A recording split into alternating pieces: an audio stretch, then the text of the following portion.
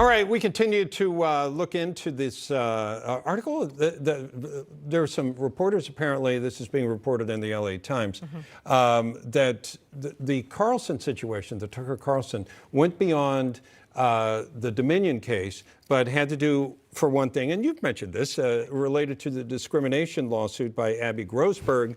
And they talked to other people that say also that apparently Rupert Murdoch, the owner there, and many roles at the company, of course, was not thrilled with his January 6th coverage, specifically on Ray Epps, which we saw on 60 Minutes the other night, clarifying some things that he felt were misrepresented. So it may go deeper than just the Dominion case. Very much so. And of course, getting these reports from the LA Times that Tucker Carlson didn't decide to leave along with Fox News, but he was in fact let go by Fox News for many of the reasons we're hearing being reported that Bob pointed out. And the significant thing there would be this would just be related to him, right? It wouldn't necessarily mean, well, Dominion happened and now we're going to get rid of people, you know, wholesale. Let's bring in Ford O'Connell and Steve Sanchez to continue our conversation. John and Melanie are here also. Ford, I'll start with you. Your thoughts here, sir. Well, we don't know what happened with Fox News and Tucker Carlson parting ways. Here's what I do know, and that is it's an excellent opportunity for Newsmax. The CEO, Chris Ruddy, pointed out, look, Tucker Carlson might have been the #1 anchor of any cable news show, but you also have to remember that he is a political force who's the leading voice of the populist movement. And wherever he goes, his audience is going to go with him. So guess what? In the meantime, look out Joe Rogan and Spotify, because if Tucker Carlson has a podcast, guess what? It's going to be #1. Yeah, Steve, your thoughts. Former President Trump will be on Greg Kelly tonight at 9 p.m. specifically, and we're anticipating he might have some comments to share both on Tucker Carlson and also on Don Lemon. He already tweeted, or I shouldn't say tweeted, he already truthed something out on Truth Social. But overall, Steve, your reaction to the news today? You know, I'll be quite honest with you. I knew it was coming. I just didn't know when. I mean, there's been rumor about this for a long time. You know, Fox News, I think, you know, at least in my opinion, has changed in terms of the way they cover things. Their viewpoints are completely different. Let's just put it this way. They're no Newsmax. I'm just going to be straight with you.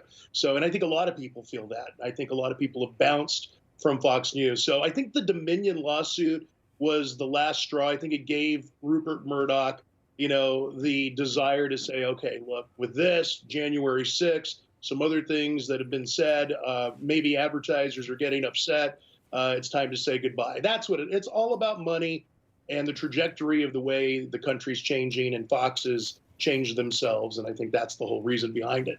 John, you're a money guy. What is the effect here? I mean, we see the stocks down. This could happen for a day or a week or whatever. Forget the stock. The thing is that it's been low over the past year.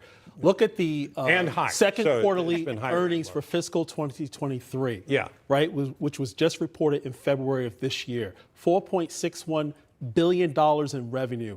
The net income for the quarter, $321 million. What did they also announce? A 25-cent semi-annual dividend. Right? You don't pay dividends if you're not cash rich. Right. And they also announced a buyback, incremental buyback over X number of years. So they have a lot of cash, you know, minus the lawsuit, right? But when you look at it, they're not worried about the lawsuit. I mean, it's painful, but they're still in a good position. And this is an opportunity for everyone.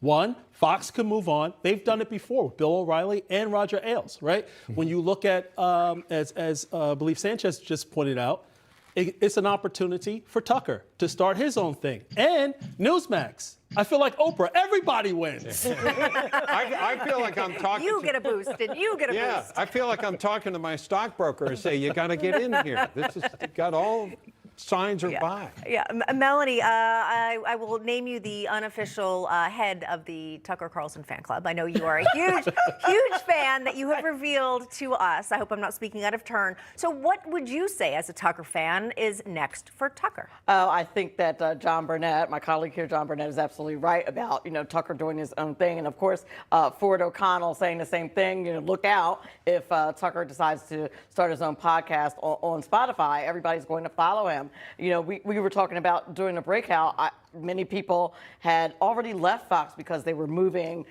not, in my opinion, not to the center, moving a little bit to the left. That, you know, some inside baseball is that there are few true believers at Fox anymore, and most of us are here, you know, at Newsmax, because you guys, you're true believers. You report the news straight, and you know, and it's an excellent place to come for that conservative and honesty that comes in reporting that people are looking for. Yeah, Ford, let's talk about, I'm always interested to hear what your opinion is, so let's talk about Don Lemon, whether that's even on your radar.